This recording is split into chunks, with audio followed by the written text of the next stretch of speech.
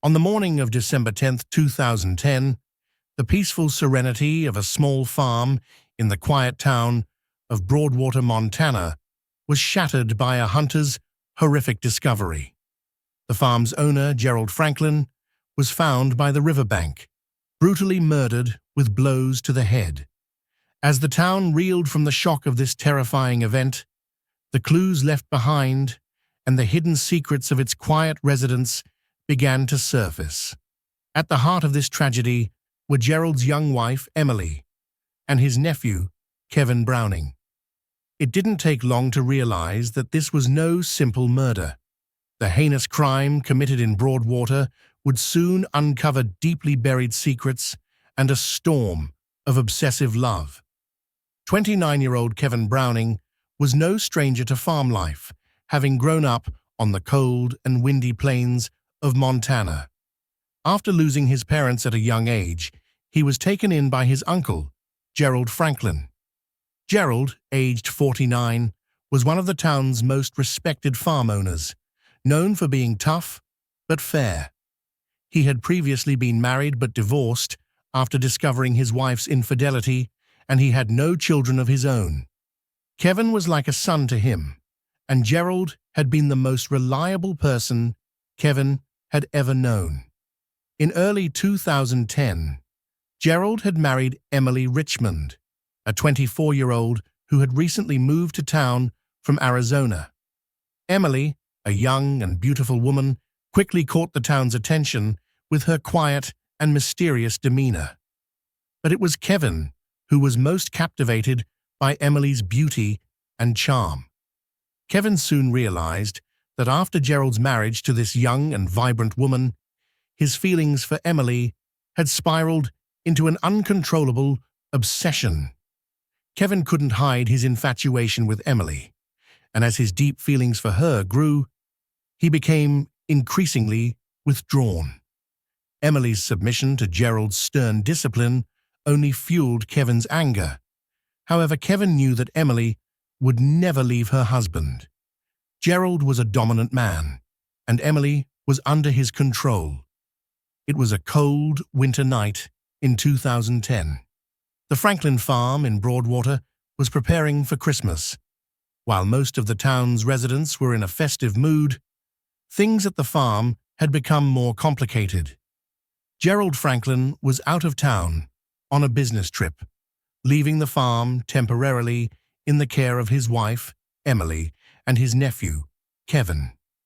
That evening, Emily and Kevin were left alone at the farm, and the tension between them became palpable. Kevin could no longer hide his feelings for Emily. The love and obsession that had been building inside him for so long finally surfaced that night. Kevin confessed his love to Emily and shared his dream of being with her. However, Emily was disturbed by this confession and outright rejected him. Although surprised by Kevin's declaration, Emily acted like the loyal wife, trying to keep the situation under control. Overcome by the rejection, Kevin could no longer suppress his anger and left the farm, fearing that he might harm Emily. The situation could have ended there, but Kevin's emotional breakdown pushed him down a darker path. As Emily's words echoed in his mind throughout the night, he returned to the farm, consumed by anger and obsession. Meanwhile, Gerald had returned from his business trip earlier than expected. When Kevin suddenly found himself face to face with his uncle, his jealousy and rage exploded. A brief but intense argument erupted between the two men. Gerald had noticed Kevin's interest in Emily and harshly confronted him. After this confrontation, Kevin lost complete control and, in a fit of rage, attacked Gerald with a wooden plank he found on the farm. A single blow ended Gerald's life. When Kevin realized what he had done, it was too late. He dragged the body to the river and left it there. Then he returned to the farm, overwhelmed with conflicting emotions, trying to cover up what had happened. However, the cold night in Broadwater would not be enough to hide the crime. The next day, Gerald's body was discovered by a local hunter along the riverbank, a few miles away from the farm. Gerald had been brutally murdered, suffering fatal blows to the head. His skull was cracked open, carrying with it a blood-curdling story that would soon grip the town. The Broadwater Police Department was immediately called to the scene, and a large-scale investigation was launched shortly thereafter. The first responders determined that Gerald had died from severe trauma to the head. The deep wound in his skull and his mud-stained clothes were clear evidence of the brutal nature of the murder. Police cordoned off the muddy area surrounding the river and began a thorough examination of the crime scene. Experienced forensic specialists meticulously combed through the area. Bloodstains on the ground and footprints near the body caught their attention. The most crucial piece of evidence, however, was the trail of bloody footprints leading from the riverbank back to the farm. These footprints partially led to the barn, where they disappeared. The forensic team worked carefully to collect soil and water samples from around the crime scene. During a more detailed search of the farm, a broken wooden plank was found in the barn. The wood appeared to be the weapon used during the attack, as it was stained with blood. The blood was sent to the lab for testing, and it was soon confirmed to belong to Gerald Franklin. Detective Mark Hollister was on the farm, searching for more evidence. The drag marks near Gerald's body indicated that the murder wasn't just a moment of rage, but that the body had been moved afterward, suggesting a more calculated attempt to cover up the crime. Additionally, upon examining Kevin's shoes, police found mud that matched the soil from the riverbank. This discovery became a crucial piece of physical evidence, linking Kevin to the crime scene. A pair of gloves found in the barn were also sent for analysis. Kevin's fingerprints were found inside the gloves, which had been used the night of the murder. All the evidence pointed to Kevin Browning. The meticulous work of the crime scene investigators played a key role in solving the case. The police first questioned Emily. She claimed that she had been home alone that night, with her husband out of town. However, during the interrogation, Emily's calm demeanor, her lack of visible grief over her husband's death, and her inconsistent body language raised suspicions among the detectives. Emily's evasive answers and cold behavior painted her as a potential suspect in the investigators' eyes. Detective Hollister carefully analyzed Emily's conflicting statements and initiated a deeper investigation into her past. It was soon discovered that before moving to Broadwater, Emily had been involved in several financial troubles and complicated relationships back in Arizona. With growing doubts about Emily's involvement, the detectives turned their focus to Kevin Browning. Kevin claimed that he had been at the farm during the night of the murder, but heard nothing unusual.